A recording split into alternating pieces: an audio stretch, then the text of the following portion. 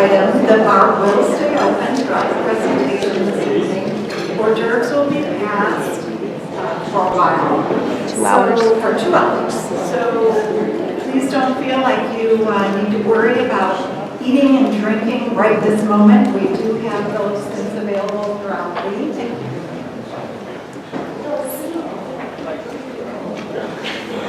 So good evening and welcome. I'm Carly Kennedy, the CEO of Suburban Management, and it's my pleasure to welcome you to our Client Appreciation event this evening. We host these events as a gesture of our appreciation to you, our clients and board members, who volunteer all of their time to ensure that their associations move forward in a good way, and that you enhance the value and maintain the value of your properties. We also want to provide useful information to you. This is an ever-changing environment, changing laws, changing standards, and we like to keep you up to date on some of those changes. So our goal is to make your job a little bit easier and to give you useful information. So this evening, we'll be talking about snow and ice management tips. And I sort of dread that eventuality, but we have to deal with it.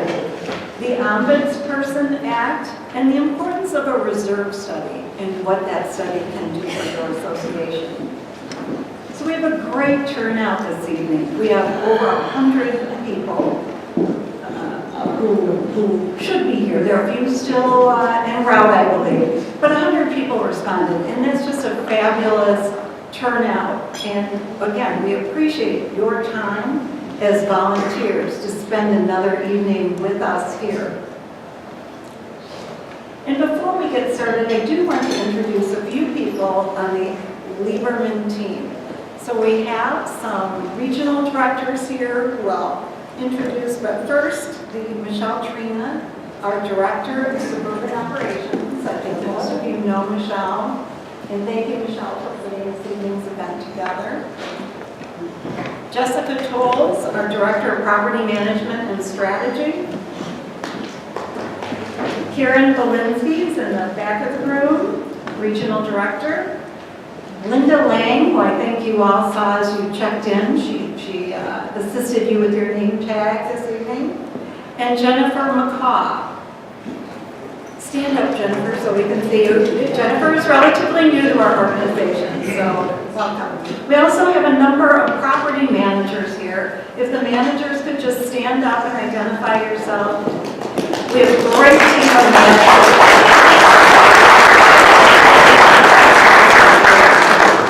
Thank you. It's a wonderful team. So please call on any of us if we can assist you in any way this evening, or stop one of us if you have a suggestion for a future meeting topic. We welcome your suggestions.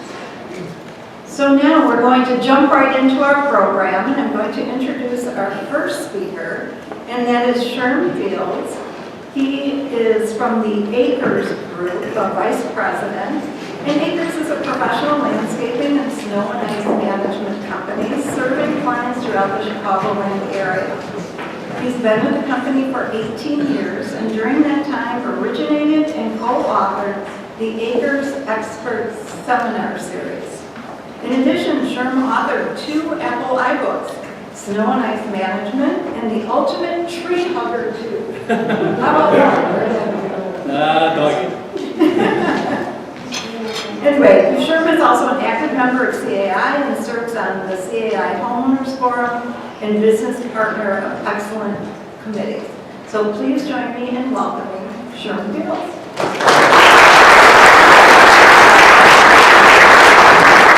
Good evening, everybody. I'm Carl and Team Lieberman. It's a pleasure, a privilege to be here for and with you.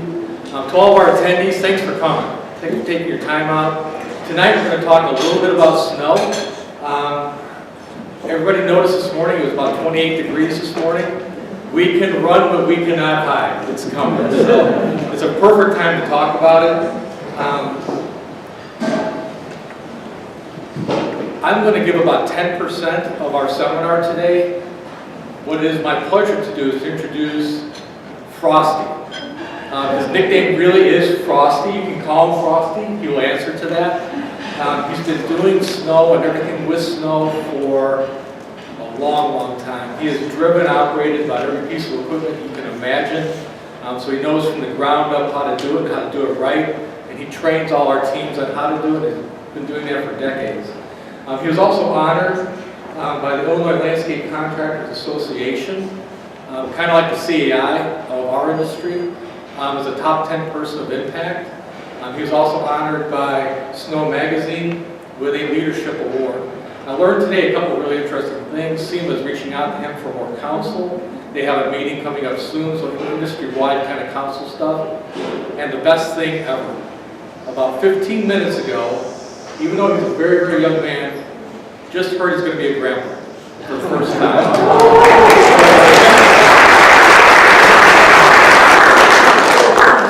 I'll come back in a couple minutes, but please welcome Frosty up to the stage.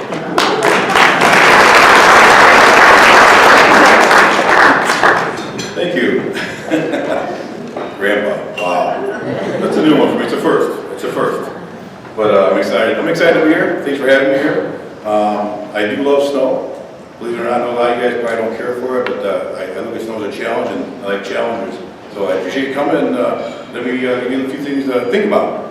We're going to discuss today, we're going to do a little weather trivia. We're going to talk about the outlook that I'm seeing for weather. I watch a lot of different sites and a lot of different opinions, and I try to take them all together and consolidate and give my own opinion.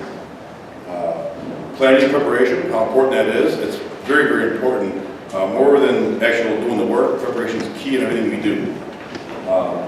Expected production rates. I want to give you an idea of what you should expect. A tractor or a truck, a snow blower, what they can do. So when you're hiring your contractor, you have an idea what they should be able to do with a tractor or a truck. Give you an idea. De-icing. De-icing is a big deal nowadays. I believe Mike's going to talk a little bit about the Liability Act on that one for you, but that's more interesting and more important than ever, it seems to me. And the communication. Communication is key in everything we do, whether it's work, personal. It's very, very important in everything we do. All right, we're going to give away some lottery tickets here. Sherman's back there. I'm going to ask a few questions, and just raise your hand. I'll call on you. Let's see who has the answer. And property managers are exempt.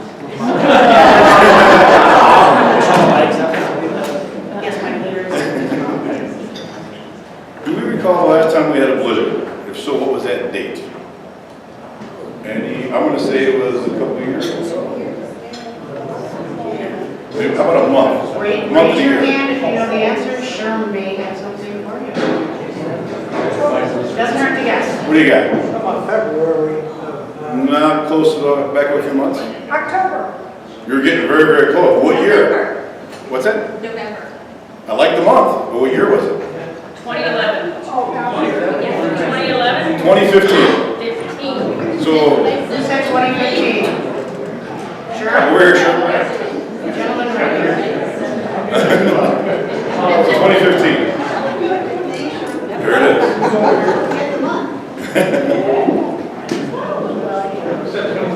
Yep, earlier. Sure, right there. Do you know how much snow that was? 20 inches. Ooh, I like that, but no. Gentleman. 22. Not that much. We're a little wet. 15. Who said 15? Getting closer. You're warm. 13 inches. How much? 13. I'm going to give it to you. You're close enough. 11.2. Close enough. Do you all know what was unique about that storm? And the reason I asked it because it was relatively warm ground. Do you know what happened? What was different about that one? Remember? Right before Thanksgiving. It was a wet snow. About 1 inch of slush. It froze. I apologize. I jumped. I skipped one there. You got it. Yeah, you got me. Yeah, I skipped one there. I apologize. When was the latest? When is the latest you should sign your snow and ice contract? The day before it snows. That actually happened before. And that makes things very, very challenging on the guys that got to move the snow. 6 months before. Well, how about a date? October 1st. If you like your October 1st, you're close. 10:15. We passed that date already? Oh, I'm sorry, I heard 10:15. Okay, I said the 15th. That's okay. Oh, I apologize, I didn't hear you. Makes sense. This is a picture of my pup. This was actually that snowstorm that happened in 15, and we got a brand new dog. My wife sent me that picture. She goes, "How much snow? Where Sammy's at? My little Sammy. She's not little anymore. She's about 80 pounds. 85% of snow is all about preparation. People think that this plowing and shoveling is what it takes. You got to prepare for it. You got to plan. Whether it be our production people doing it or yourselves knowing what you got to get done to tell your association what's got to be done. Sign your contracts early. You sign no later than. There you go, the 15th. That's the goal we're looking for. And I say that it's very important to do it because our guys want to see what's going to happen. Where are they going to show? Where are they going to plow snow? Where's it going to go? So the earlier you sign, the better off we are, the better off you are, because you'll get a better product, all said and done, because people get a chance to look at it. There was a storm, I think it was the 15th, where everybody, all of a sudden, the contract got signed on the 15th of November, and everybody was scattered to get equipment and trucks put in place, and it doesn't go very well at all. Remember, 11/21/15.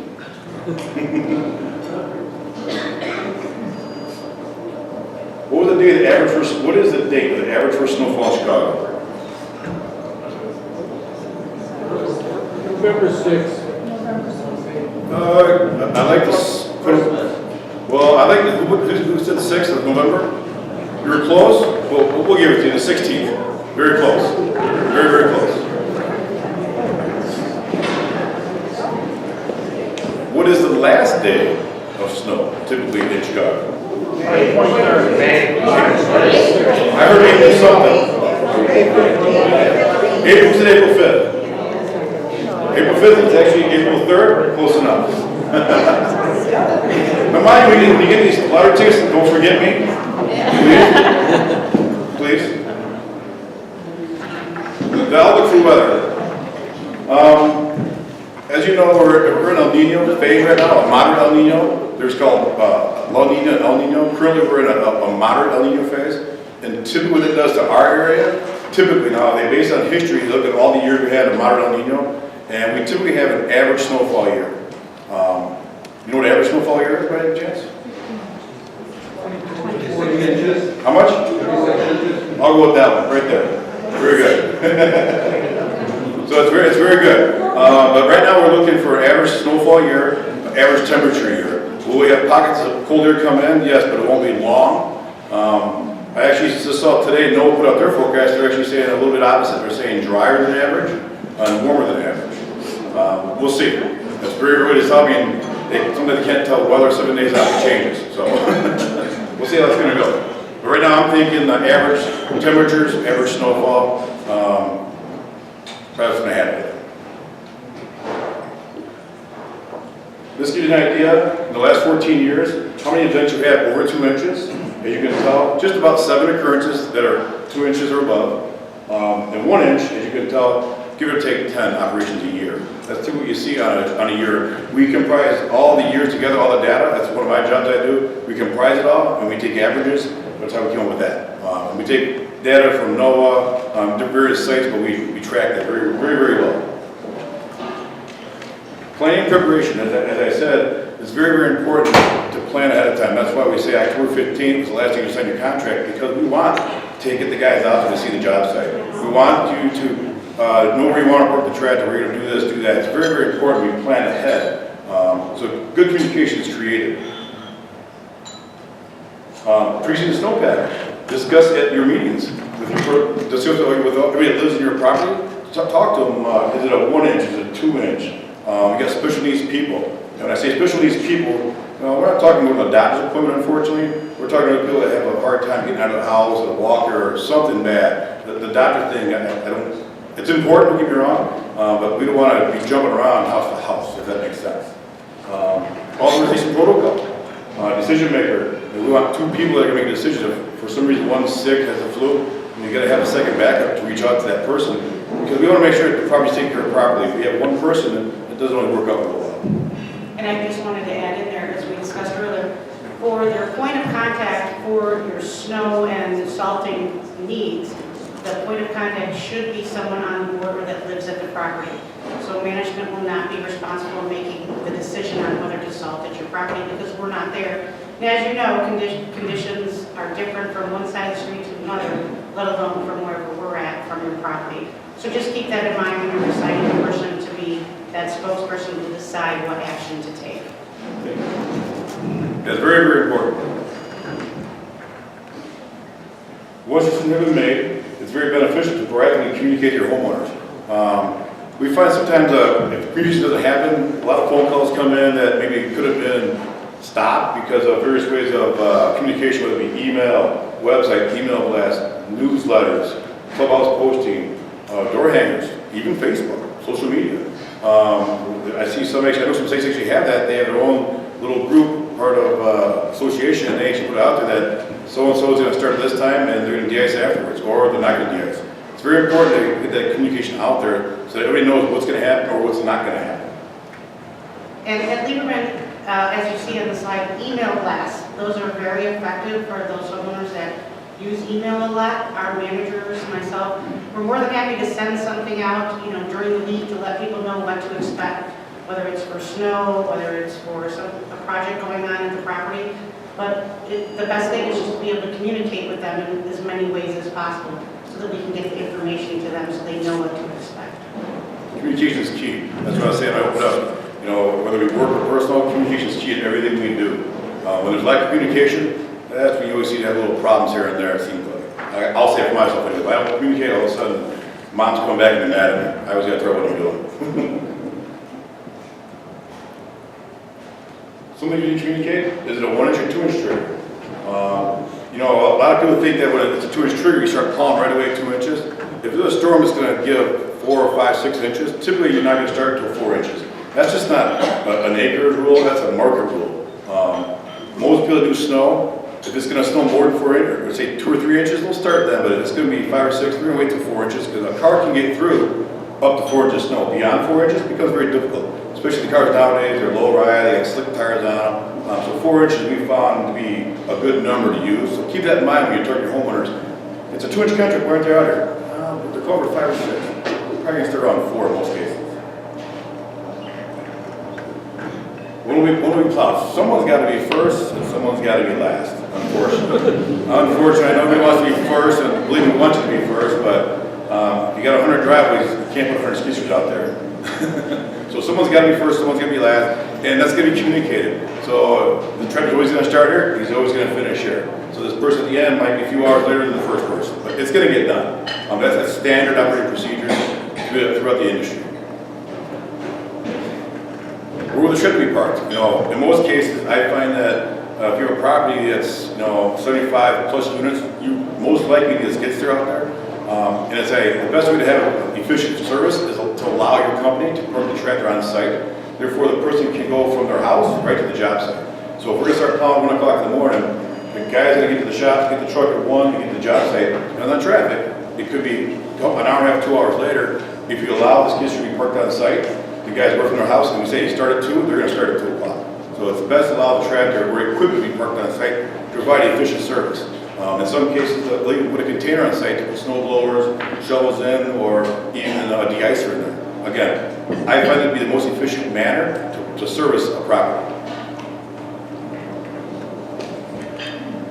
Please communicate. What happens if my car is parked in the driveway and they can't plow it? Typically what happens is the tractor's going to start from A, go to Z, and he's going to come back through. And if for some reason you missed him because you're going to the bathroom or something, and he goes by, in most cases he's going to come back through and check all those driveways. So I would recommend move your car out of the way, put it in a guest parking spot somewhere, so that tractor coming back and take care of that for you.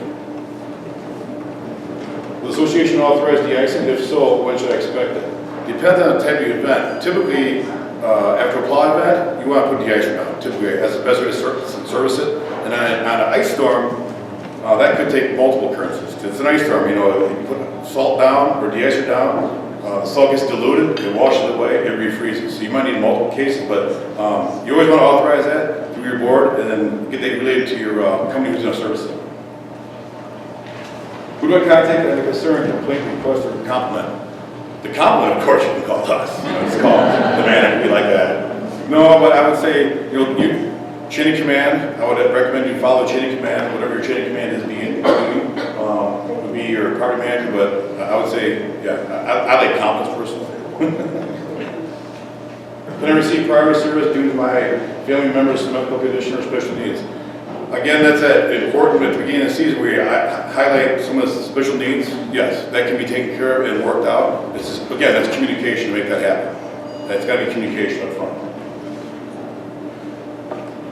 Now we're going to talk about snow production. And in this video, actually, or this, I guess in videos, I'm going to show you something. It goes a little faster because we don't want to sit there and watch the whole thing, but I'm going to show you proper procedures of a skid steer, a snowblower with skid, snowblower on a skid. But we'll show that in a second. Skid steer production rates. A typical two-car driveway takes about 2 to 3 minutes. You'll go, what, 2 to 3 minutes? No way. It really does. It takes 2 to 3 minutes. And on a double wide, you have a 2-car garage or 2-car drive here, 3 to 5 minutes. And you probably ask, why do you say a range? Well, because sometimes you have bushes, you got trees, you got snow piles, you got objects that are in the way. Sometimes the truck's got to work around it. But that's a rule of thumb, believe it or not. And that's how we look at things. So I'm telling you this, I'm going to show you a video so that when you have a contractor and they want to give you a skid steer for 300 driveways, that might be a problem. They're probably not going to get done in proper time. This is the video I'm looking for right here. This is the video, this is your standard 2-car driveway. You see the time lapse there? We'll speed it up. We speed it up a little bit for you, but it's very, very accurate. It does a very good job here.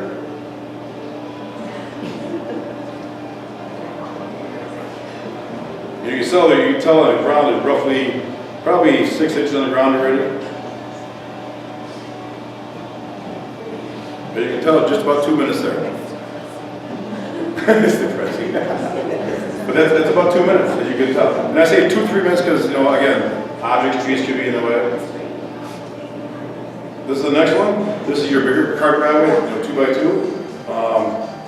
He gets it done pretty quick also. You'll see here. You'll see the blurred out vision on there. We kind of did that purposely, just because we can't really advertise. But you can tell, up by the garage door, it actually been shoveled already. The snow's been pushed out 2 or 3 feet away from the garage door, and he's cleaning it up.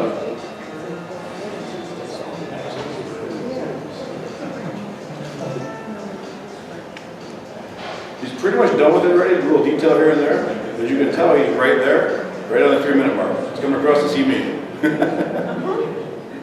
So, that gives you an idea, based on certain driveways you have, how long they should take. It's a good guideline. So again, if someone tells you you have 300 driveways and you're going to have one skid steer, I'd be a little concerned. This is a snowblower. I find this to be very efficient for long public walks. This skid steer can actually do public walks that are long, and it can do between 10,000 linear feet and 13,000 linear feet. But it does a lot. It can be used, a plow comes with it, or a snowblower, and it's very efficient. It takes the place of a lot of manpower. To do this. As you can tell, the sidewalks, the steps have been done already. He's doing right down the public walk, and his plow is within a couple inches of the grass, so he's right down the middle there. And you'll see the result of it. That's what it looks like. So good job. Again, almost edge to edge. Very good job. But see, these are things that we do to make sure we're providing a proper bid, doing the job correctly. We want to get the proper equipment on site. Pickup truck rates. A 2-car garage, that one I showed you in the very first video, he can do a driveway in roughly 5 to 8 minutes. Trucks are a little less efficient because of the back and forth, reverse, tucking, a little less efficient. On the wider ones, you can see, or I'm sorry, on an open area, just under an acre, give or take 30,000, 50,000 square feet, he can do in an hour. Again, it depends on the layout because if the snow's got apartment complexes, the snow's got to go way down there at one end. It's challenging. It's going to take a little bit longer. If it's shorter distance, he can get more done in an hour. But again, there's math behind everything that goes out there on a bid. Who's going to fix your tractors when something breaks down? Very important to make sure who does your work has the means of fixing your equipment. Very, very important. Ask your contractor, do they have a service truck? How are they going to fix it? Can they repair it? Does your contractor have extra equipment they can give you if something should break down on your site? These things need to be asked. Because if for some reason your truck or trailer on your site break down and he has no means of fixing it, that's going to be problematic. Your time to get it done might be a little longer than you thought. It depends on what broke on it also. Very, very important to ask those questions. Okay, for our lotto ticket, what is the number one area that we find that people slip and fall? Number one area. Black guys. No, number one area, the location. Steps. Not yet, not there. Driveway. I haven't heard it yet. Front door. Right there, Sherman. And what's the number two spot? Someone said it already. Joanne, what was your answer for number one? Driveway. I said. There you go. Right in front of the garage door. Those are very, we find those to be the highest barrier for slip and falls. Believe it or not. We track everything. We track everything when someone slips and falls. We track it and we discuss it as a team. Find out what we got to do to keep it from happening. So we don't want to fall. So we track all this, believe it or not. But yeah, those are two number one spots that people slip and fall, believe it or not.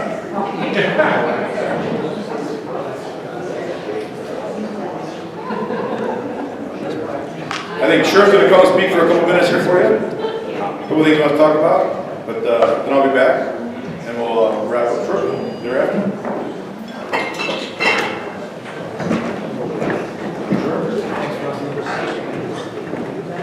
I get to briefly talk about the most sexy topic you're going to hear tonight. The Snow Removal Service Limited Liability Act. Can you say that 3 times fast? I bet not. Actually, these guys are much more interesting, but we just kind of want to make you aware. How many people in the room have heard of this act? Property management, a couple board folks. This came across about 2 years ago. And it actually came into law, and it blindsided our industry. So as a snowplow contractor, we didn't know it was coming. So when it hit, it was all about a change in indemnification, where a contract cannot hold a contractor to indemnify a client for things, I'm going to say this, I'm going to verify with you, Michael, cannot indemnify a client for an action that the client did that caused the accident. That's a big change. For years and years and years and years, Michael and his colleagues did a great job. It's a great law firm. They would write language into a contract that no matter what happened, what kind of slip and fall or accident on a property, it would go to the contractor's insurance immediately, 100% of the time. This law changed that. What does it mean? Now a court or an insurance company is going to determine who is liable. Did the association act reasonably?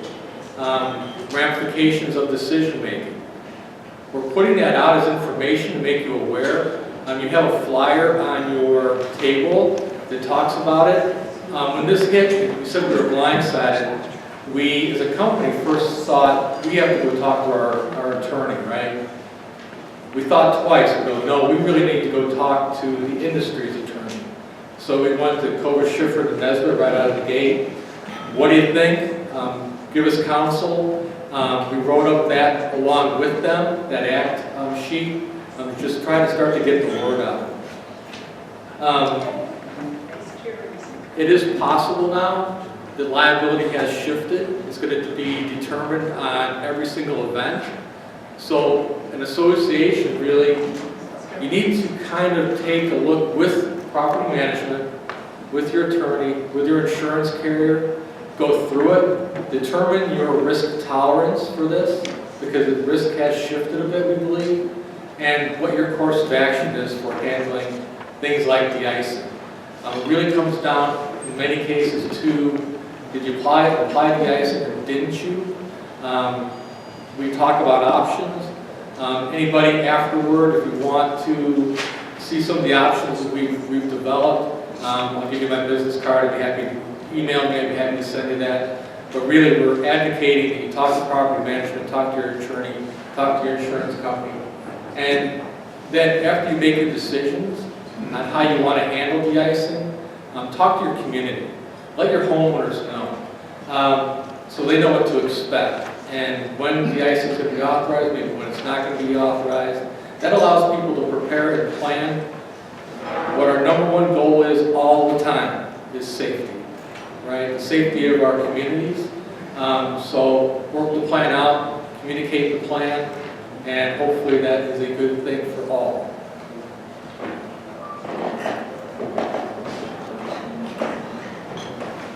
Yes, sir. Yeah, basically, if I heard you correctly, though, is the association will be responsible for the standard, is that correct? That for the icing? An association makes a decision with the Council of Property Management and your law firm and insurance carrier on frequency of the icing, how you want to handle that. And I guess I would just leave it at this point to say, have those conversations. They can give you great detail on the law. We could go into it in great depth. Michael and I... Yeah, we spoke before, and this is a two-hour seminar being condensed into a half hour.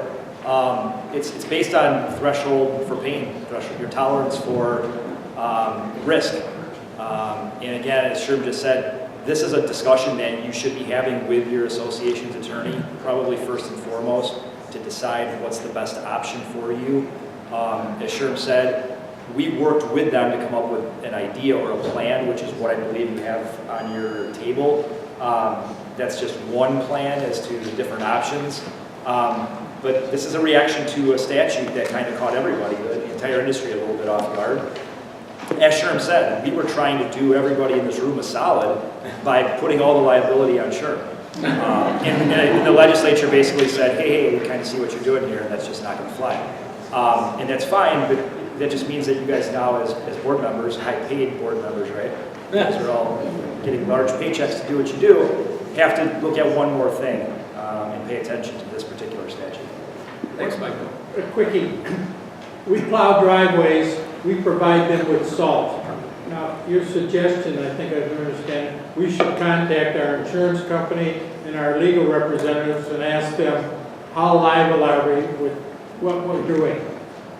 Sure, it's a balancing, without getting into too much detail, it's a balancing act, okay? You already insure that property, okay? So you already are going to have coverage for a slip and fall, classic slip and fall on ice. So you have coverage. The question becomes a balancing act of claims made versus getting in front of it and doing something proactive to avoid additional claims. Who's negligent? Well, at the end of the day, the insurance company doesn't care if somebody was carrying a bag of groceries or not. If she slipped and fell on ice, and she might have been negligent because she was carrying every grocery bag in the back of the car, the insurance company doesn't care. So it's really it's almost like an absolute fault situation where somebody slips and falls on ice. You're going to have claims made. Again, the question becomes, do you want to take remedial measures, such as putting down a de-icing agent, to avoid the number of claims that are made? Again, it's truly just a balancing of the evils. Okay, people falling, more incidences, more claims, versus trying to be proactive, spending some money up front to avoid money on the back end. If that makes sense. Thank you, Michael. Sorry, don't want to stay there. No, I'll pass it back to Carl. We're going to roll right into the icing here. Kind of what we was talking about. Good segue. It was. It worked out perfect. De-icing, there are different types, different methods. Temperature makes a big difference. There's an environment friendly de-icer also, which ultimately in most cases are more expensive. But I'm going to show you a little chart here. This chart here, if you look up here, at the very top, it said that mark is 45 pounds. That's 45 pounds of ice for 1 pound of salt. Just by dropping the temperature 5 degrees, how much? You're going to get about 15 pounds of ice now. So the temperature makes a big difference. 5 degrees temperature requires that much more, or that less ice is going to melt. But obviously, you never just melt a big ice cube, but that was just an idea, it's a theory that obviously warmer temperatures, you're going to need more ice. You can see it down there. 5 degrees makes a big difference. But I wanted to show you this because people don't understand that you're trying to melt the inch of snow away, it's going to take that much more de-icer versus trying to melt off a quarter, half inch of snow. There's various types of applications for doing concrete rebar. On the next slide, I have much more of a detailed piece of paper that you actually have in the packet we're going to hand out. this actually details better of what material you should be using for types of applications, whether it be new concrete rebar. This will actually tell you what that is. It gives you an idea of cost also. That'll be in your packet you can read up on. How much salt do I need? Typically, 4,800 pounds of salt is required per lane mile. Does anybody know what a lane mile is? Yeah. Raise your hand.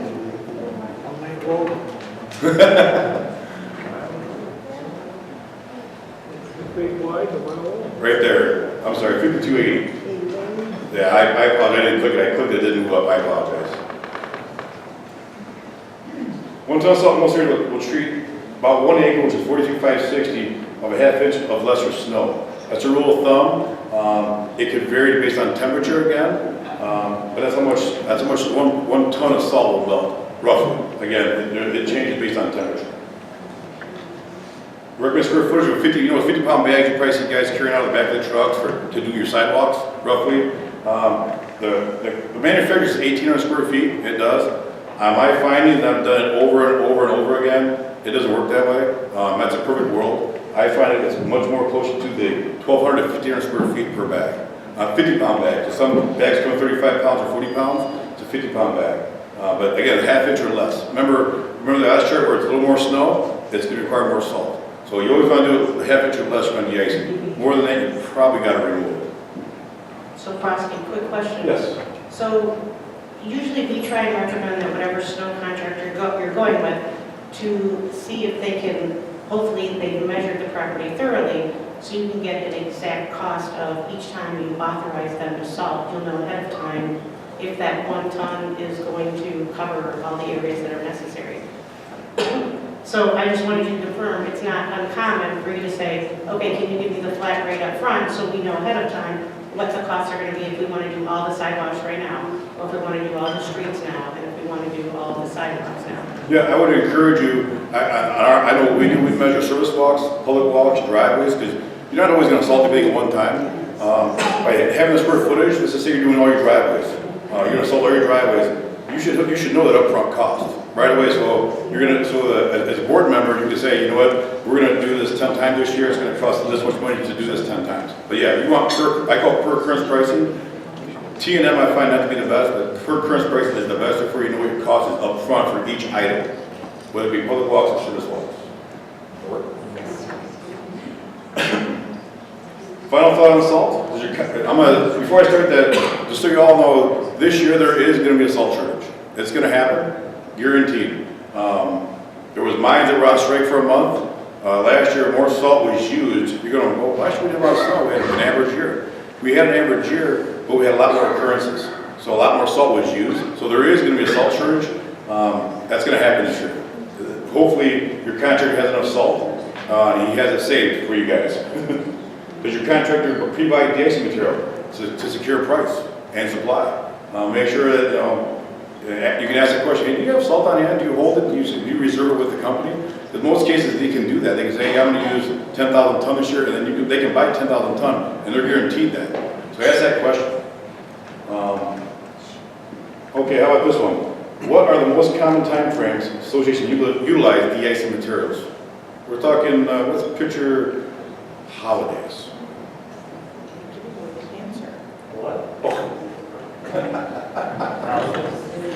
Yes, I messed up there. I was trying to give you guys a hint. Ice storms, holidays, community events. Basically, at the clubhouse when those things happen, you guys get together, and that seems to be the most time frame we get de-icing. I mean, now with the new law, that might change a little bit. Changed a little bit now. We're seeing that. I apologize. Proactive communication, reporting, and documentation. As I spoke earlier, communication is key in everything we do. Very, very important. Ask your contractor if they have a weather service. We're all weatherwomen. We all say it's going to get 2 inches, 5 inches, it's going to be this cold. We all have our own thoughts. But we have people that are professionals that do this on a regular basis. It's a fee you hire, but they give you good information to tell you what's going to happen, when it's going to happen, almost down to the hour. Make sure they're available 24/7. And then ask your contractor whether they provide a yearly per storm event. There actually is a sheet that shows you how much snow you got at your address. I mean, I can zoom in on your house, And it's computer generated. I can say you got 24.6 inches the whole year. And then just down the street, I can do something else differently, believe it or not. It's computer generated, but it's very exact and it's certified. Post-storm summary. This is probably the most important thing I think you got to do. In the world we live in, how busy we are, we can't remember what happened last week, or even last month, or even a year before. So it's very important to do a summary. Complete it, archive it. It helps in disputes, lawsuits, and I'm sure he can speak to it that, he's gonna ask a question, what happened that day? Well, I don't remember. So it's very important to have that information to help you on a lawsuit should it occur. Helps in billing. It should always be done no matter what. It's very, very important. I find it, every event, whether it be a trace, a quarter inch, we archive everything because we know what the temperature was, the wind, how much snow fell, was it ice, what was it? So we can work on that. And we have a few minutes for questions. I have a question. Okay. A lot of our residents are very concerned from an environmental perspective with salting. Do you have any recommendations? What is a good balance in order to maintain a good environment with the salt? They're concerned about the impact on the plants and shrubs and everything like that. Well, you always want to try and use like a more environmentally friendly de-icer, but not all de-icers are that way. Like a urea, you can use something like that. It's more friendly, but it doesn't work as well. So it depends on what you're looking to get out of it. You got magnesium. It's better for the environment, but it's still got a de-icer in it. So but anything you do that's going to be more friendly to the environment is going to cost a little bit more money on the top, on the flip side. That's a trade-off. Mm-hmm. So unfortunately, there's not depends what you want to get done out of it. Urea works down to, I think, 20 degrees. Beyond that, it doesn't work. Where magnesium works down to roughly 0 degrees. Okay. And calcium chloride, minus 25. Which on that sheet, you'll see that on there. We have a handout that will be recommended that shows all the different types of DIC materials. And we'll also take questions at the end, so if you want to hold any of your questions, we'll allow time for questions for all of our speakers this evening as well. Okay, thank you.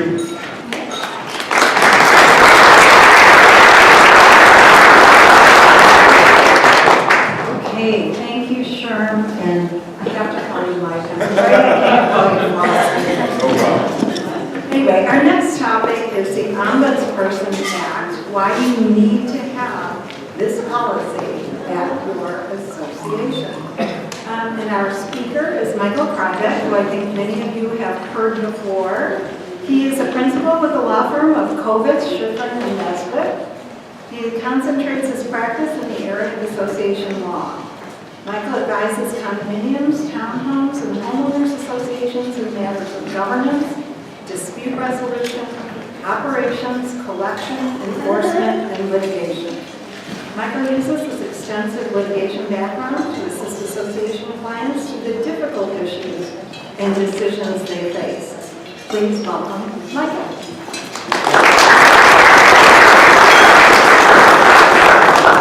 Well, thank you, everybody. Thank you, Carla, Michelle, and the LMS team for inviting me out today.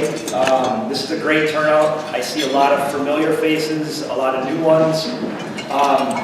It's my pleasure to be able to come to an event like this for the educational purpose. One of the things I'm going to talk to you about, the main topic, is the Ombudsperson Act. It's a mouthful in and of itself. The actual name is the Condominium and Common Interest Immunity Ombudsperson Act. I'm stumbling over it myself. My goal here tonight is to not make anybody's head explode. The statute itself is a little bit convoluted. I think it's about a 5-page statute. I want to keep everybody's attention as best as I can. I want to make sure that nobody decides to run away from their position as a volunteer, high-paying board member. Every year, what fun would it be in our industry if the legislature didn't do something to keep us on our toes? So every year they decide to throw us a curveball. A handful of years ago, the Palm case came down, and everybody's hair caught on fire, which is why I'm going bald lately. And everybody just kind of panicked, and I did a number of seminars. And all the board members in the room said, why would I ever want to serve on a board? I have to do all this extra work. The sky is falling, the sky is falling. And that too shall pass, and things have happened in the years subsequent to really lessen the blow of the Palm case. Okay, fast forward to 2018, and now we start talking about this particular statute, the Ombudsperson Act. And it does have an impact on the vast majority of the associations in the state of Illinois. So we're going to talk a little bit about the big picture. Why is it that this statute was enacted? And then we'll get into the details of the statute. If you follow any of the things that go on in the industry, there's an awful lot of cases. A lot of the things that end up making it to the appellate court or to the state Supreme Court are battles between the association and individual owners. Okay? My firm has been involved in a handful of them. The one that jumps out to me is Spanish Court 2 versus Lisa Carlson. In a nutshell, it was a case the board simply did not get along with Lisa Carlson. They refused to address her particular issues, albeit quite legitimate issues, and they just didn't get along with her. They decided not to address her complaints. Well, that is an issue, and one of the things that the Ombudsperson Act addresses is trying to avoid those scenarios. As a lawyer, one of the things we were saying before the statute came along, and we still say it, is if there's a dispute and an owner doesn't like what you as an association are doing, there's a courthouse down the road. There's a courthouse down the road from everybody's community, and if somebody wants to challenge what you guys are doing as board members, they can go avail themselves of the court system. Problem with that is it's time consuming, it's expensive, it's frankly, it's what I do for a living, but it's an annoyance for everybody. The vast majority of the times that people become unhappy with legal services is because litigation goes awry. They spend time, they spend money, they don't get the outcomes they want. So while I come from a litigation background, I spend a great deal of time trying to keep you guys out of the courthouse because I think that is not where your resources and your time and energy is best served. So we get a statute, the Ombudsperson Act. It was originally enacted in 2016, okay, so 2 years ago, a little over 2 years ago. The reality of that statute was every year subsequently, they have been putting new, the legislature has been kicking the deadlines down, kicking the can down the road in essence. So when 2016 came out, when the statute originally came out, we were having very similar discussions with associations. We were coaching them on things they needed to do to comply with the statute. But every year, lo and behold, the legislature would say, wait a minute, we're going to move the dates back out a year. Well, this year they didn't do it. Okay, so for 2 years in a row, they kicked the deadlines out, and this year, we fully expected them to do it again, and they didn't. So here we sit, and we have certain things that we all need to do. It's important to understand who it applies to, because there are some people in this room that the statute may very well not apply to. It applies to associations that are governed by the Illinois Condominium Property Act. So if you're a condo, it applies to you, all of you. I don't care if you're a 3-flat in the city of Chicago. If you're governed by the Illinois Condominium Property Act, it applies to you. It also applies to common interest community associations. So if you're governed by the Illinois Common Interest Community Association Act, it applies to you. Who does it not apply to? It's a little easier to look at it that way. If you are a non-condo and your annual budget is less than $100,000, okay, so if you're, the best way to describe it is if you're an HOA in the suburbs and you have an annual assessment as opposed to a monthly assessment, there's a decent chance that the statute doesn't apply to you, okay? While I still think that there's aspects of the statute that you should take notice of and consider doing, you're not bound by it, okay? You don't have to do everything that different things I'm going to say to you. Why was it enacted? Just like I just told you about the Spanish Court 2 case. It was enacted to educate and to try to assist individual owners and members of associations with their disputes. Okay, the whole purpose is to educate. They're really trying. I mean, you guys are all sitting here literally educating yourselves. You're doing, by the way, what the vast majority of boards don't do. You'd be absolutely astonished, or maybe not, by some of the silly things that association boards are doing or not doing. I get the very odd opportunity to go to a lot of meetings and see the good, the bad, the ugly. I get to go to meetings where I see a board do everything, and you're just like, wow, this place has their stuff together. And I go to ones where you just sit and just shake your head and hope they don't ask you a question, because you then have to tell them how backwards they are. It's kind of like when you sit in the corner and hope they don't call on you. It's unbelievable, but it's true. And the vast majority of people who do things wrong for decades don't get called on it. There aren't a lot of Gary Palms in the world who are willing to spend an awful lot of time and money challenging the little things that their board are doing. So, with that said, a lot of people get away with doing an awful lot of wrong things for a long time. I want to give you a brief timeline before I get into the details of the statute, okay? As I said, it was originally enacted in 2016. That's important to know because it's been around for a couple of years. The ombudsperson was actually appointed. Her name is Adrienne Levantino. I'm probably mispronouncing that, but that's how it reads. So they've now got an office. There's an actual person who is the ombudsperson for the state of Illinois. So that took place on the January 1st of 2017.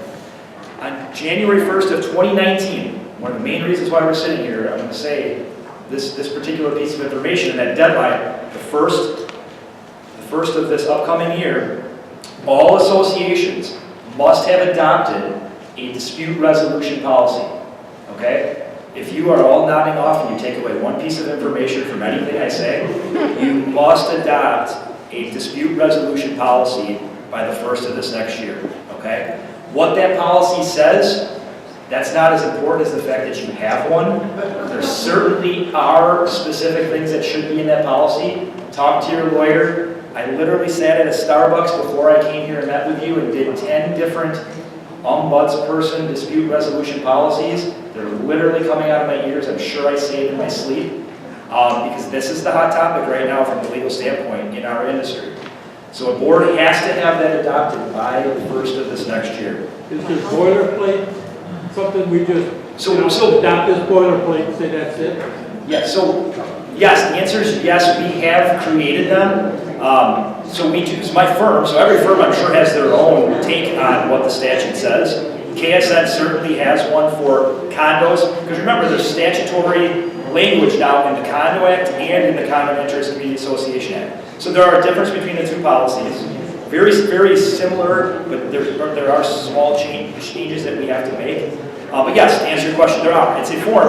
But by the way, that's your policy. So if I give you a canned version of a policy, you may look at it and say, no, we don't like that. Those aren't the dates, ranges that we want.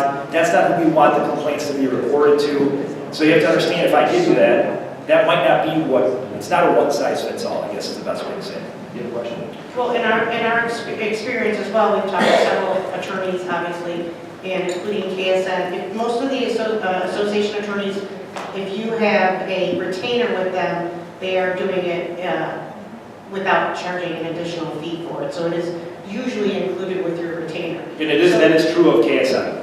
If you are under retainer, contact us. So yes, make sure that you reach out to your manager and double check with your attorney. Also, Michael, can you clarify, because we've had some different questions and answers regarding this, as far as when you adopt this resolution, how much notice can they do it at an open board meeting? Do they have to send it out prior to? Sure. So let me clear up something, because by the way, you're right. You're getting different answers. I've talked to other colleagues, other people, other competitive law firms in the industry. The reality is this, okay? Maybe this has been drilled into your head, maybe it hasn't. If you are adopting a rule and you're a condo, you have to send out the proposed language of the rule not less than 10 days, not more than 30 days before the meeting at which you're going to discuss and adopt it. I say that so many times that it just flows out of my mouth. This is a policy, this is not a rule, okay? This is different than adopting a rule. This is a board's policy on how they are going to address disputes.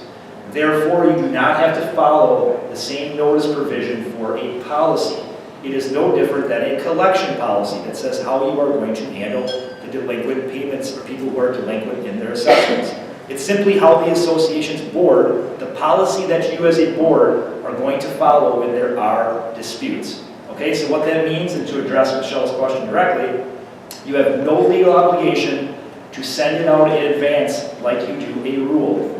So what you do is you put that on your agenda, you bring feed, whatever, wherever you get your document, whether it be made up off the internet or you get it from an attorney, you bring it to the meeting, you discuss and vote on it, you execute it, the board votes, makes sure it's in the meeting minutes, and then you send it out so that the membership can avail themselves of what the policy says. Okay, so people are scrambling right now, and I answered that question 6 times today to different associations. You do not have to follow the same notice provision as what you would for a rule, because this is not a rule, it is a policy. This doesn't go in the declaration where it takes 2/3. Absolutely not, absolutely not. This is simply, again, the best way, one second, sir. The best way to categorize this is not a rule as to how many pets you can have. This is an administrative policy as to what you guys, as board members, are going to do, how you will handle a complaint when it comes in. Okay, and that policy, by the way, by statute, has to have a few things. It has to have, there has to be a final determination within 180 days of the original complaint. The statute says that you have to, your document has to say that you will give a final, it has to be marked conspicuously, final determination. And you also have to supply them with a complaint form. Okay? Now I said that some associations don't, this doesn't apply to some associations. I'll be the first one to tell you, while I think a bunch of the statute, you're going to start realizing that I'm a little condescending about the statute. This is the one part about it that I think is a good thing. I think that all associations should have some policy in place, because I see all too often boards picking and choosing who they're going to go after. They're going to pick and choose how much time they're going to take because they don't like somebody. It's a good thing. Even if the statute doesn't apply to you, you should have a dispute resolution policy in place. It forces every board to treat every member the exact same way. And guess what? You guys are on boards right now. But what happens next year if you're not on the board and all of a sudden the new board wants to treat you poorly? You want the playing field to be level. Sir? So is this dispute policy between a homeowner and the board, or is it a dispute policy, could it be a dispute policy between 2 homeowners, or is it both? It is both, but I'm going to tell you in a second. So there's a list of 5, there are 5 categories of who can't complain. Okay? So I'll run through that list. Yes, sir? The other thing is that, first of all, I really appreciate the way you're trying to clarify this for us.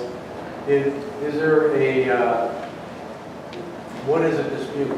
I mean, as board members, I sit at board meetings and the board president, someone raises their hands and the ants that are coming through my door are your responsibility. And, and if you don't get, and I know that's kind of an extreme, but we're all... No, it's not extreme. By the way, that's the silliness that you guys all as board members hear at all of your meetings. So, when I read the information that came out on this law, which we're updating our policies, and I just read it a couple weeks ago, the first question I had is, what's a dispute? What's a legitimate dispute? There was no definition. And there really, by the way, the statute doesn't, other than, I'm going to go through the 5 things that allow and tell you what they can complain or who can complain. What do you determine to be a legitimate dispute? The beauty of this process is it gives a very specific complaint form. We're going to have uniformity now. So when somebody complains, there's a very specific form that they have to fill out.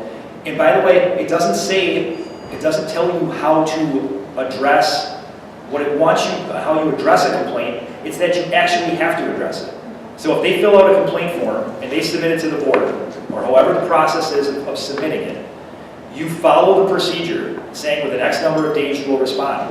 If you respond by saying, basically, you're nuts, the answer, or whatever, and you write final determination on it, you've met the obligations of the statute. Okay? So it's not telling you the purpose of this statute, and by the way, we've all certainly dealt with people that are the complainers, right? The ones that are going to burn up a ream of paper submitting complaints. That's certainly going to be an issue for management. It's going to be an issue for the attorneys. Who's going to field all the traffic of these complaints? Are parts of your meetings now going to be spent reviewing, giant piles of ant problem complaints? Time will tell. We don't know. So some of this is a wait and see.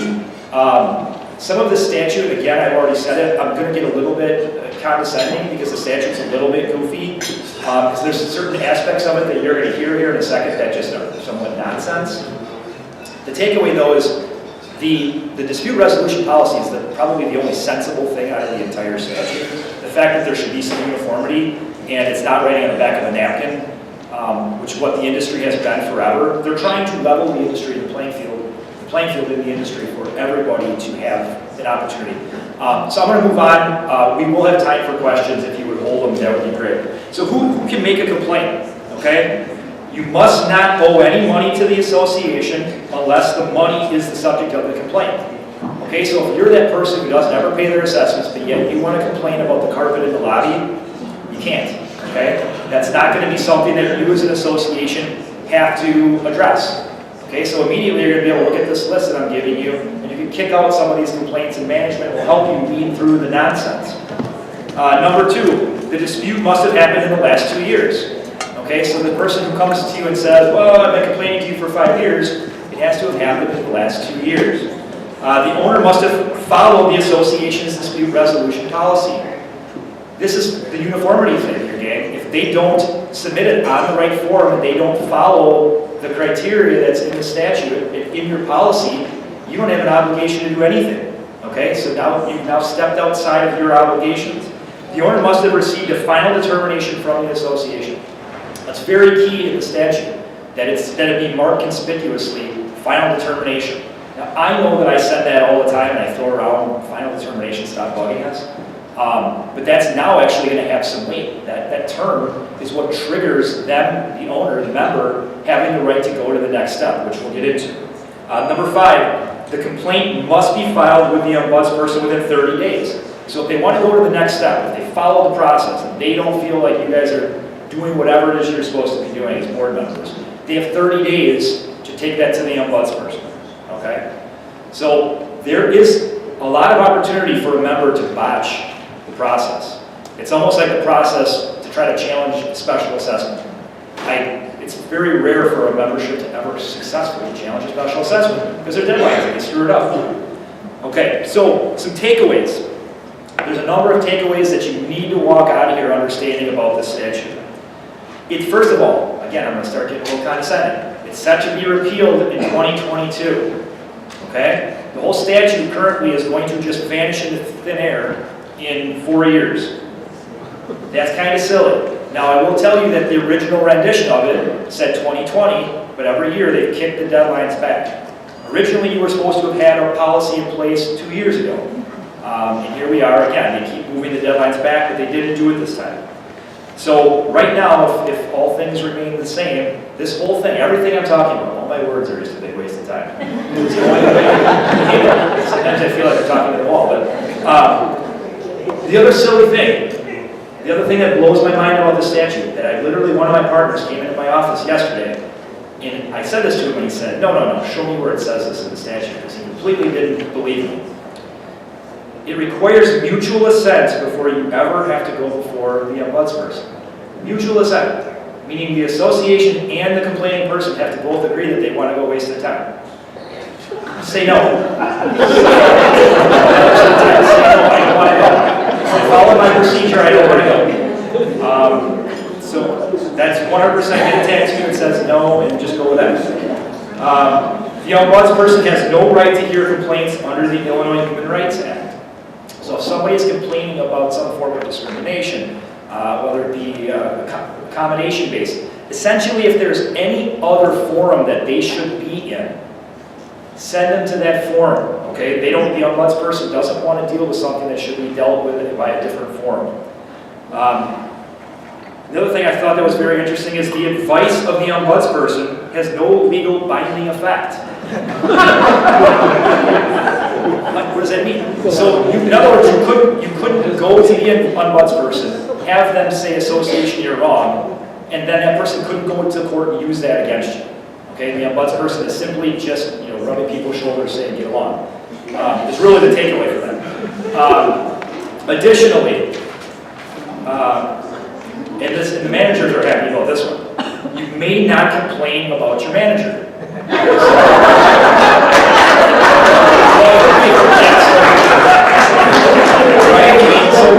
But the caveat is that they have another way to grieve against managers, and they're all very well aware they have their own license and the Manager Licensing Act that they have, just like I have to protect my license against complaints. They already have to jump through their own hoops, but they don't have to jump through this hoop. That's the good news. I will say a couple things were pulled out of the statute that are really good. The original rendition of the statute required every year you had to register with the state, and you had to pay a fee. Okay? They were trying to say, I think it was $1 per unit was going to be the annual fee. This is how they were going to fund the ombudsperson. That went away, I think, in last year's change, which ironically made it almost impossible to fund the ombudsperson. A number of the provisions in the current rendition start by saying if funding is available. That's an issue because if funding isn't available and nobody's paying any money into it, and we all know our state is flush with cash. The reality is there's probably not going to be a whole lot of legs to the complaint process. I don't think the ombudsperson has a team of people working around the clock on these things. The other thing that was removed, and I just learned this morning, is that they removed the penalty provisions. So the original rendition had provisions about what's going to happen to you guys as associations if you in fact violate the Ombudsperson Act. There's no provisions about penalties anymore. Okay, so flip a coin. I don't know what the penalty is going to be for violating the Ombudsperson Act. If you decide to not do a policy, you say, Michael, I think you're nuts, I'm not drafting a policy. I just want to mess with you, Michael. I don't know what they're going to do to you. There's no penalty provision in the statute. So I can't tell you, as I sit here, what they're going to do. I don't know that I want to test it. I don't want to be the test case, but especially if you could just simply do a policy. The other interesting thing to know is that there's actually a website for the ombudsperson that talks about do's and don'ts. And I just pulled this up today because I found it very interesting. This is what the does and does not. And this is their own website. You can't make this kind of stuff up. It actually says what the ombudsperson does, and I'm going to read those things. Educate unit owners, associations, and their respective boards. That's good, right? We're educating each other right now. Publish information useful to unit owners, associations, and their respective boards. Respond to relevant inquiries by providing educational materials and directing citizens to relevant resources. It really sounds to me like they're just going to be just pointing to different websites and here's a piece of paper, look at this. Okay, the better ones are the does not provide legal advice or advocacy services. Okay, so they're certainly not going to be telling you how to, if somebody comes in and says, my board is trampling all over me, they're not going to advocate for that person. They're not going to assist them in any way, they're not going to give them any advice. They're not going to enforce any laws or regulations, including the regulation or registration of professions, associations, companies, and people. The last one is the one that really kind of gave me pause. The last one says they do not or does not hear, mediate, or resolve issues between, I'm going to speak loud in the microphone, issues between unit owners and associations. They do not do that. That one blew my mind, because that was the purpose, I believe, but they said, come on, it was the purpose of the ombudsperson. So the takeaway is, they're really just, the ombudsperson is there almost as a paper for somebody to make the members feel better about themselves, that they can go talk to somebody, a place to get resources. The website does have a copy of the statutes. It does have information. It just really doesn't, when this all came down, I'll be the first one to tell you, I thought this was going to be a mechanism for a member to attack their board or attack whoever they wanted to. And this person is, their own website blatantly says they will not assist with that. They will not hear, mediate, or resolve issues between unit owners and associations. The only other thing I will tell you, wrapping up on this topic, is the other deadline that I left out, until January 1st of 2020, members, that's the first date that they can actually lodge a complaint. So you're going to, I mean, it's still out for another year, 2 years before they repeal the statute. Members will have the right to actually make or lodge a complaint. Okay? So you're going to send this out to owners. It's going to go into effect. But they cannot actually avail themselves of the ombudsperson until 2020. Okay, so you've got a little bit of a test time to work through your process, to get everybody on the same page, and to, frankly, I think, again, I come back to, I still think the fact that you have a policy is a smart idea. I'm completely for it. The way they went about this is a little bit backwards, as you can tell from my discussion of it. But it's something we have to deal with as an association, know about it. It's going to start probably going to start getting more and more traction in the public, in the newspapers, because the deadline is coming. People are going to start writing about it. You don't have an obligation while you need to send it out to your members. That's about all I do, because every association, I promise you, every one of your associations has what I call a crazy person. So if you educate them, you run the risk of them starting to send in complaints. So send it out to them. You have no obligation to spoon feed it, to discuss it, to go through all kinds of tutorials or tell them how to fill out the form to complain to you. So that's really the process and the ombudsperson in a nutshell. Does anybody, or Michelle, do you have any questions? I just have a couple of quick questions. So can you confirm, though, I have some boards that want to establish a committee to handle any of the complaints. Can they do that? Yeah, so, well, that's an interesting idea. I will say that, so the forms that we use, and a lot of you who work with KSN have probably either seen them or will see them, leave a blank as to who is going to be the person who collects the complaints. Okay, I can't speak for management, but I can tell you that KSN is a for-profit business. So if you say you want it to be KSN, it's probably going to be a cost involved. If an attorney has to go through all the complaints, I just talked to somebody, a manager said that they didn't want to do it, they thought that KSN should do it. I said, that's perfectly fine. I'm happy to read as many crazy complaints as you want, but understand that that comes with a cost. I would think that management may take a very similar position if, in fact, it becomes voluminous. Because if it does take on a life of its own, a lot of complaints come in, somebody's got to read them, somebody's got to actually make sure that you follow your process. It's wonderful to adopt a policy, but if you don't follow it, it really has no value.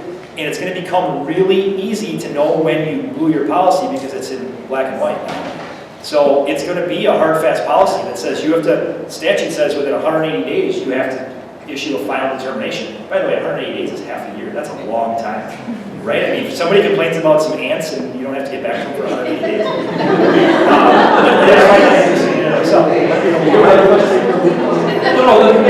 The idea of a committee, that's perfectly fine. I don't want to get into a whole separate seminar as to the actual meaning of the word committee. Can you form a commission? Because committees can only be formed if your declaration explicitly says that you can form a committee, and the declaration has to specifically say what authority that committee has. Because a committee by law, by definition, has the power to bind your association. A commission is more of a fact-gathering group of people who bring information back to the board. We learned all of that because of Palm. Thank you, Gary Palm. So, could you form a commission, or could you choose to amend your declaration to form a committee? Absolutely. Somebody has to read these complaints, okay? And it's likelihood is that they're going to try to push, or boards are going to probably say management, but it's work, okay? There's going to be a lot of time and energy, assuming that people take advantage of this opportunity. There's going to be work involved. And clearly, forming a committee or a commission is a wonderful way to keep some people busy. And then the last question I have, so once the board has the complaints and they schedule a hearing or whatever process they follow, do they have to take minutes of everything that was discussed? The answer, unfortunately, is yes. And so my handout to you actually had two portions to it, okay? And the Ombudsperson Act, I didn't even know if I was going to get into this, the Ombudsperson Act discussion is actually the second half. There's a case that came out about 3 months ago, it's the Boucher case, that has really clarified what you have to do as a board as it relates to minutes, executive session, what information you have to give to your members. I'm going to give you the tips of the way because unfortunately it would be a whole other seminar. The appellate court has stated that you as a board have an obligation to keep minutes in executive session. This should be shocking to you because I've stood probably at this same podium and said that you should not take minutes in executive session. Okay, because what happens in executive session is supposed to be more discussion, it's supposed to be the board voicing their opinions. So hearings, what happened in the Boucher case, and frankly, I was actually the person at the hearing many years ago, I think it was 8 years ago, and I was the one who sat through this hearing that ended up at the appellate court, where the board chose to videotape this hearing. And the person was represented by an attorney. We refused, or the board refused, to supply the attorney and the person who was in violation with whatever our evidence was against them. What he was doing is he was riding the elevator and screaming at people and swearing and just being disruptive. Okay, so that's what he did. The whole case goes all the way up to the appellate court, and the three issues, or the issues are, do you have an obligation to take meeting minutes in executive session? The appellate court astonishingly came back and said yes. Okay, which absolutely blows everybody's mind. We expected the Supreme Court to take the case, and they declined it. So that currently is good law that you have to keep minutes. Our recommendation is the minutes simply say, called executive session to order, had hearing, we adjourned. You have to have, this doesn't say what the contents of it need to be, but the statute, but the case law now says, in the first district, says that you have to keep meeting minutes. So again, less is more. Absolutely do not videotape. One of the biggest mistakes that happened in the case is videotaped. They wanted to videotape this hearing. Do not ever do that. That's the second takeaway from it. The third takeaway from the case is about the freedom of speech. Okay, they were going after this guy because he was yelling at people. And the appellate court said he has the right to be a jerk. He has the right to yell at people in the elevators. It doesn't mean that he has the right, and I've adopted this year more than every other year, anti-harassment policies. Okay? It doesn't say that he can harass people, but if he wants to say that somebody or the manager is a jerk, that's not harassment necessarily, that's him exercising his freedom of speech. That's what the appellate court said. So those are the takeaways from that case. To answer your question, yes, you should be taking at least cursory minutes stating that you granted them that you call and order the hearing as it relates to the complaint by X person, listen to so-and-so people, and adjourn. That's what the meeting minutes should say. But now, unfortunately, it needs to say that. Okay. I wasn't sure if you were... That should be it, yes. Yes, that was... Oh, I thought you were telling me to get off the I stage. agree with you. I thought she was telling me to get off the stage. If you don't mind, you're going to stick around? I will stick around. Okay. We'll have some- Thank you, everybody. Thank you. Thank you, Michael. It was very informative and somewhat confusing what the state of Illinois is doing, but I guess that's nothing new. Now, our next topic is on reserve studies. And to present the topic to us this evening is Corinne Billingsley. She is a regional executive director at Reserve Advisors, the leading provider of reserve studies in the Chicagoland area with 2,500 association clients. Corinne is responsible for the operations and client relations in the Great Lakes region. She frequently speaks at seminars and workshops on the benefits of future planning and budgeting for capital repairs and replacements of building components and other assets. Prior to joining Reserve Advisors, she worked as an architectural engineer, where she was the owner's representative for new construction and renovation projects, performed facade inspections, designed repairs, and inspected the work of contractors. Corinne has a history of being active in her own community association, where she served on the board of directors as director, president, and treasurer. She's also an active volunteer with CAI. She earned a degree in architectural engineering from the Illinois Institute of Technology and an MBA from Northwestern University's Kellogg School of Management. I think she's very well equipped to talk with us about reserve studies. So please welcome Corinne.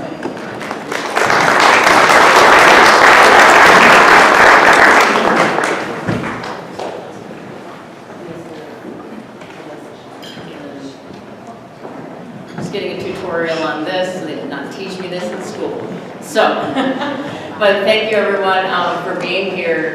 On behalf of your associations, even if they will not thank you, I thank you for being here to be a better educated leader of your association. And thank you, LMS, for putting this on, because you know, it takes an educated board member to really help guide these associations and deal with all the crazy.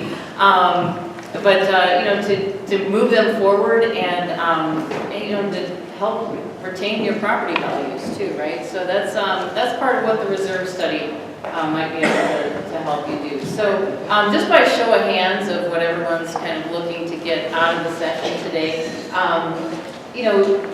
who's like, well, why do we need a reserve study anyway? Who's thinking, why do we need one of these? Just in case, okay. Info on the process. Show of hands of who's looking for some info on the process. No, everybody saw it. Yeah, good back there. Okay. What to look for in a provider. I know he was over here saying he might need one, right? Okay. Well, how do we use it once we have it? Anyone looking for that information? Okay. All right. Great. Well, we're going to get to all of those things this evening. So. So first, experience with reserve studies. So who's ever had a study here before? Associations? Great show of hands. Never had a study but know of the concept? Okay, great. And never heard of it before? Okay, all right. And no worries, because about 10 years ago, I was in your seat, and I was serving on my own board, as Carla had said, and we said, reserve study, what's that thing? Oh, maybe we should look into that. And that's how I found Reserve Advisors. They came out and did the study at my building. I said, this is a great tool that can help a lot of people. How can I be part of it? So I'm excited to share some information with you today. First definition of a reserve study. Right, it's the evaluation of the property's physical components and the financial analysis of its reserve funds.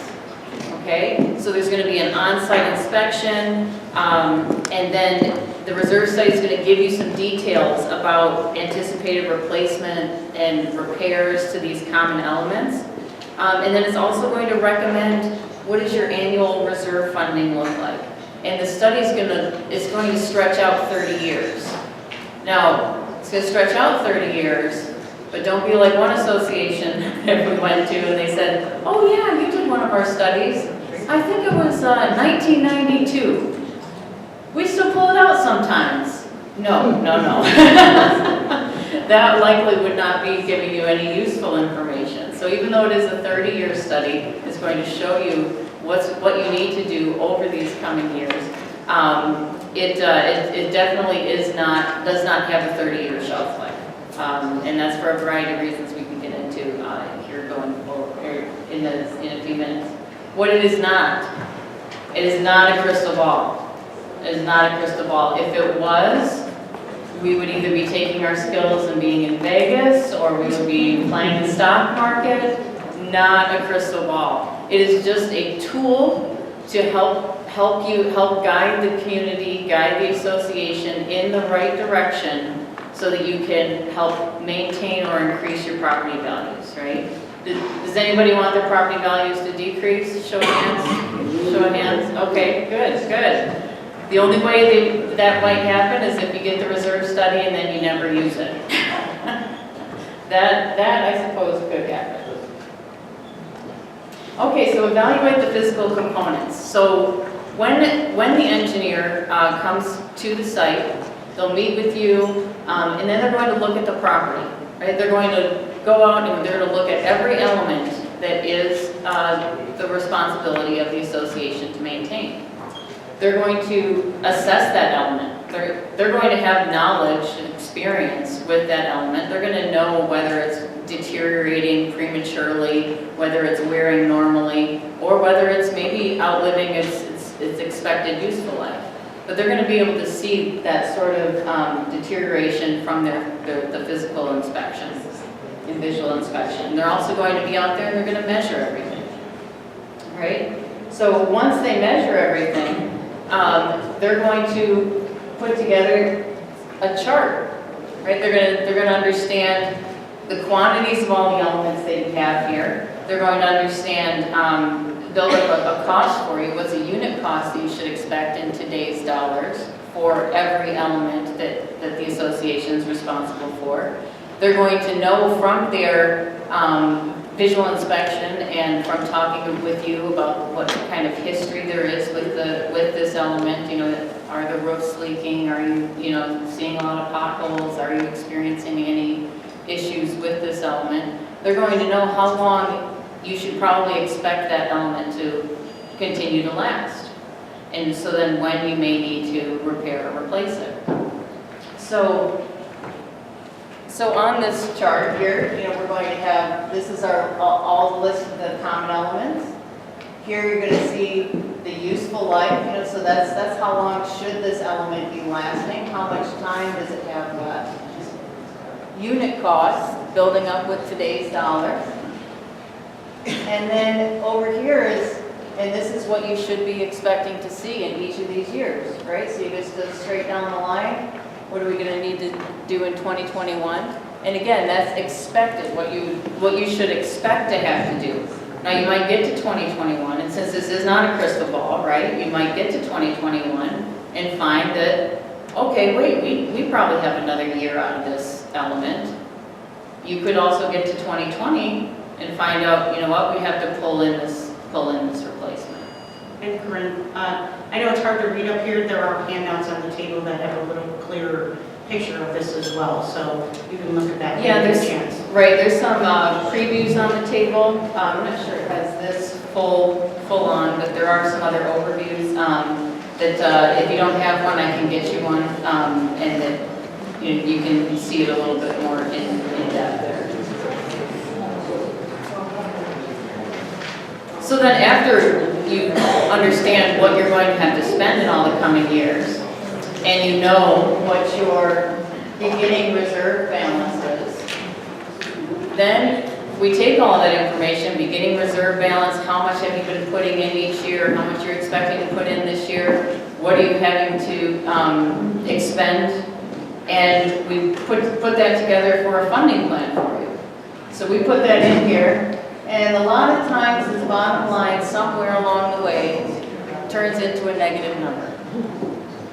So then what we do as professionals, we go in and we say, okay, how much do they have to increase? And I give you this example just because when we come across a property that does not need to increase or they need to decrease, it's a big deal in the office. It is a big deal. So typically we do find that there is some sort of increase in reserve funding that will be required. If it's a large amount and the expenditure is out a few years, you're going to see that there's going to be that this year is going to be phased. We're going to try to stretch it out over a few years, maybe 3 years, 5 years, in order to help you build up that bank. There are going to be times, there have been times, right, where you're going, the association needs the money in, 2 years, 3 years, next year, right? And that's when those special assessments come in. If that's the case, then you would see an extra line in here that would say additional assessment, which is going to tell you you need an influx of cash in some way, shape, or form. Whether that's however the board would want to go and secure those funds, but that would mean that you would need that influx of cash. So that's what the funding part of this and the funding analysis of the reserve study is going to show you.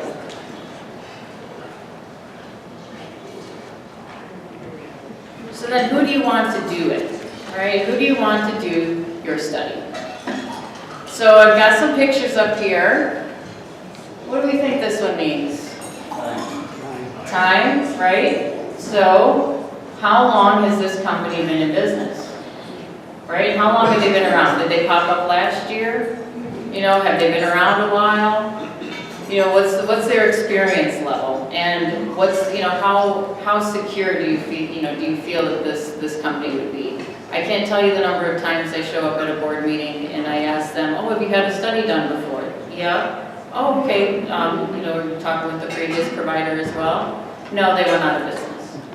Oh, okay, well, we can help you, right? But just, get an understanding of how long they've been around, what is their experience level. This one, how about that one? Is that? Fees, how much they're going to charge. No, actually, that's the subcontractor form. Yep, so that is, do they subcontract their work or do they have their own employees? Unfortunately, I've also sat at board meetings where they say, oh yeah, well, we had a study done, but we couldn't get in touch with whoever did it.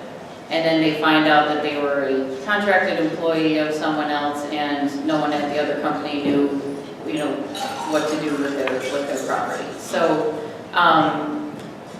knowing whether or not the employee who's actually doing your study works for the company, where they can have some sort of influence in their training, have some sort of influence in the review, and just kind of that accountability is there if they are employed by the company themselves. How about this one? They work in the area.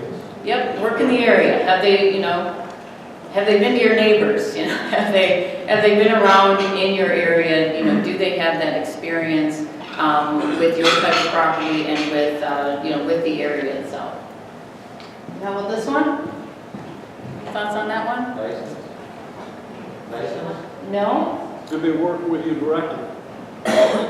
Yep, so what other tools do they have that you can leverage to interact with your study, to use your study, right? So it's more of a, just so that the reserve study doesn't necessarily sit on that shelf for X number of years, right?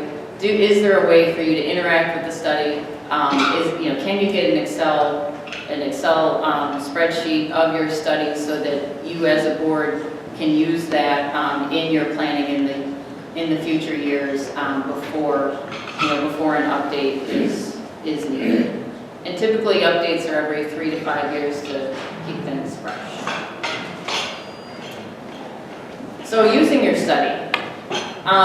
So you're wanting to look at it and say, okay, well, what's coming up next year? What's coming up in the next 5 years? Right, so a lot of people, they'll start with the funding plan, right? How much are they saying we should be putting aside in our next budgeting phase, right?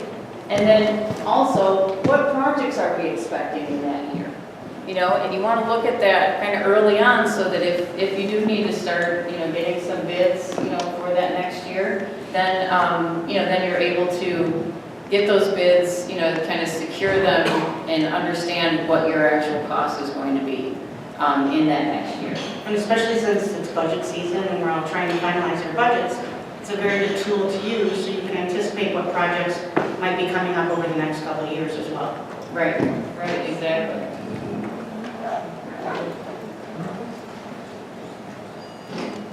Okay, so interacting with your study.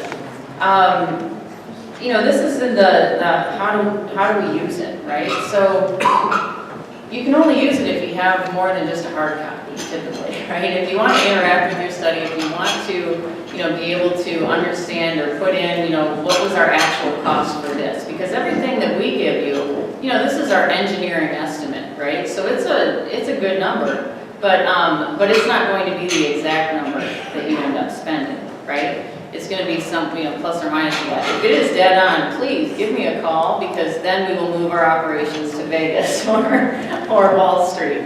But yeah, are you able to get, some sort of document from them where you can use that to say, okay, well, we checked out all of our sidewalks and everything looked good, so we didn't end up needing to spend this money this year. We can push that into the next year, and then that's going to, help us with our, with our reserve funding. So you're just looking at it and interacting with it in order to figure out where you're at and again where you're going to need to be. Now, if you don't want to do all of, that on your own, you can reach out to us as well. We do annual updates, so we can just get new information from you, financial information and projects that you've done, and just kind of get it updated for you. But having this document or some sort of software where you can track your actual costs, especially the software, you can store some information in there, and it just helps to give you a good repository for all of your information regarding to capital repairs and replacements.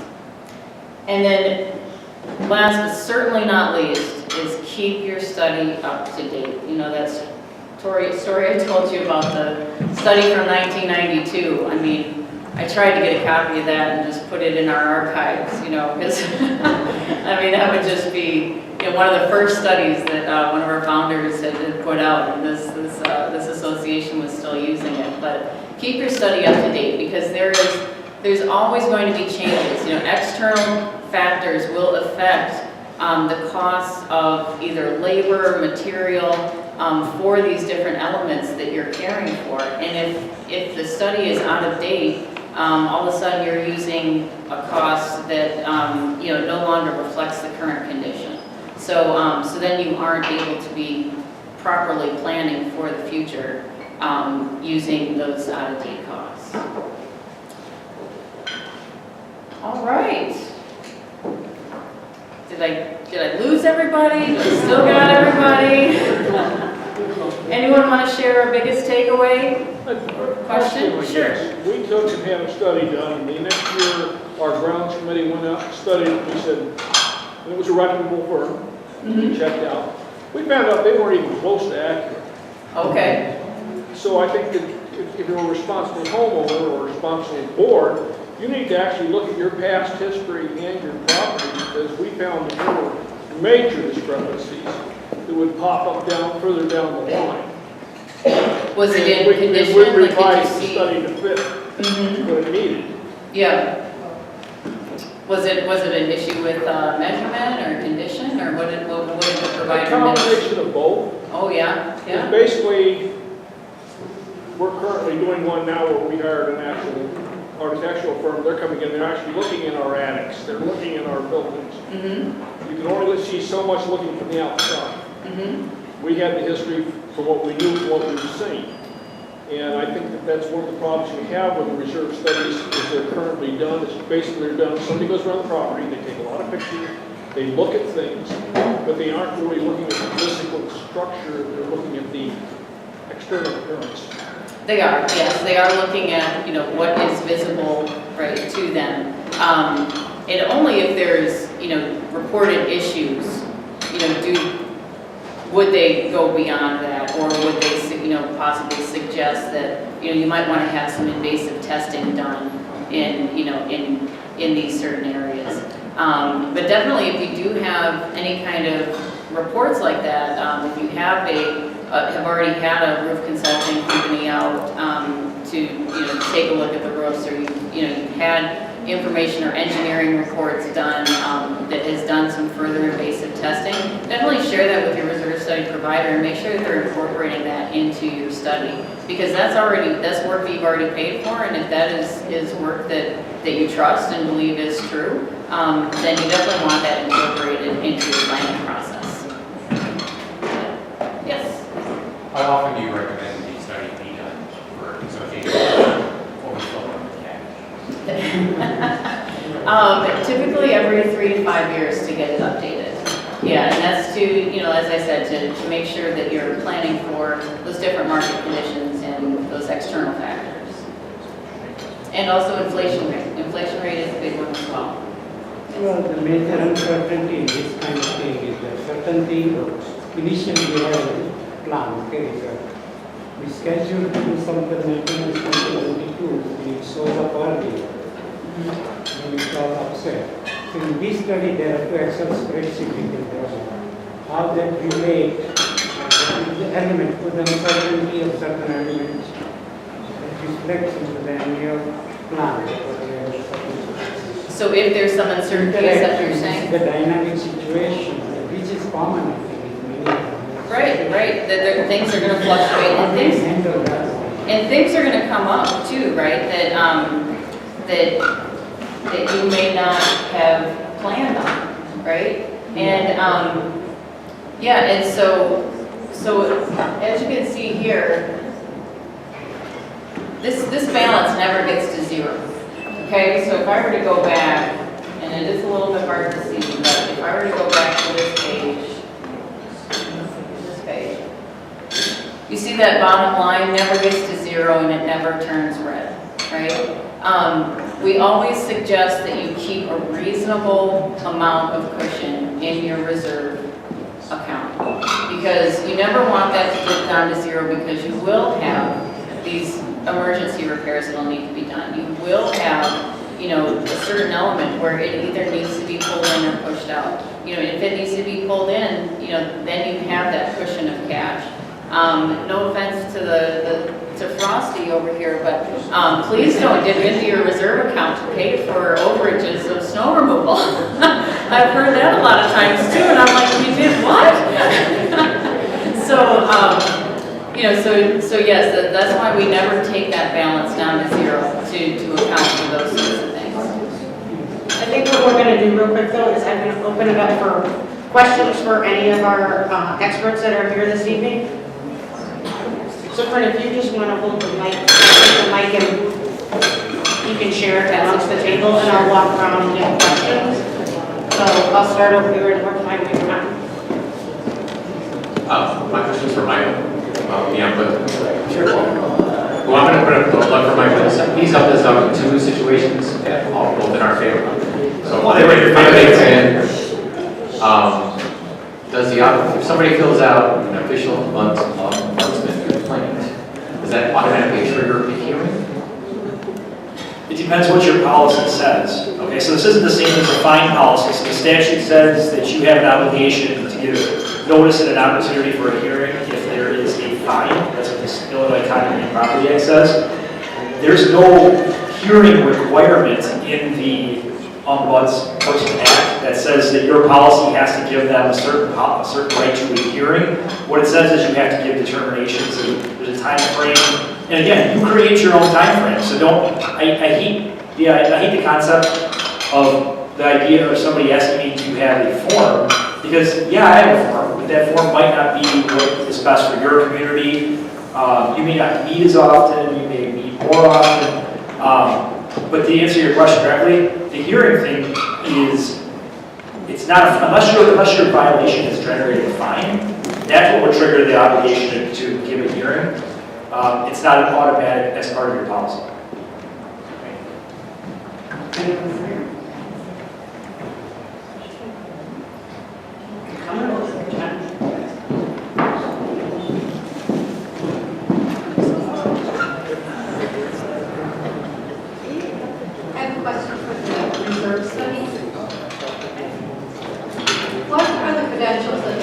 Coming out to the property is required to have actually performance as they walk around.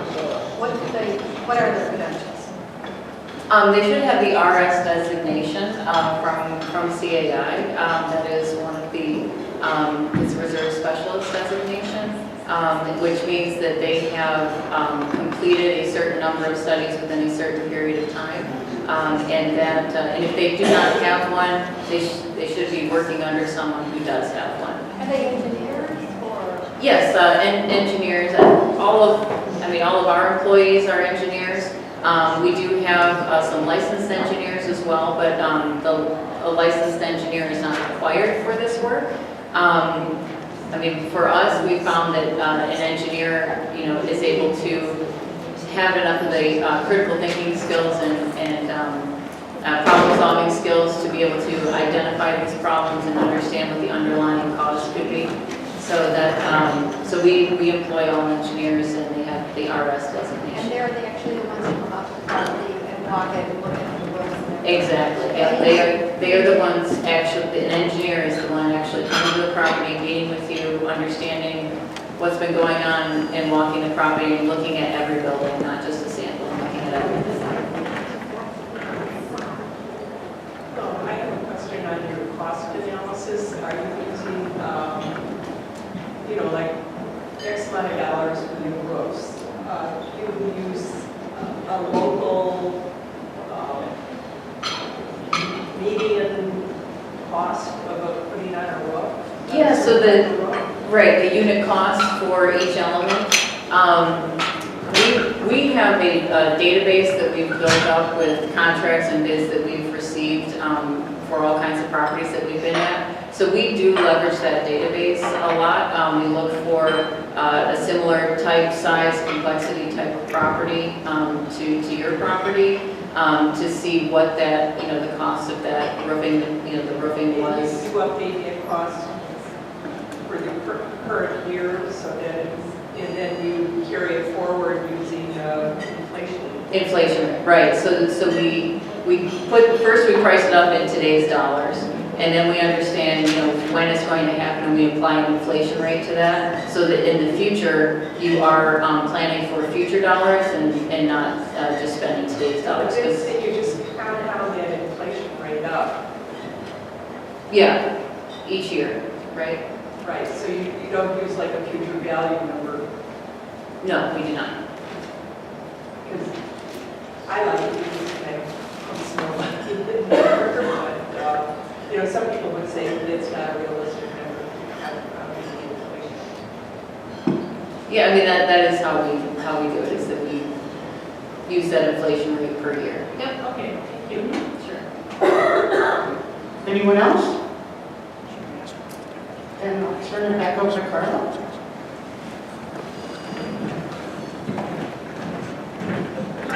All right, great. Well, that concludes our event this evening. I'd like to say thank you to all of our presenters.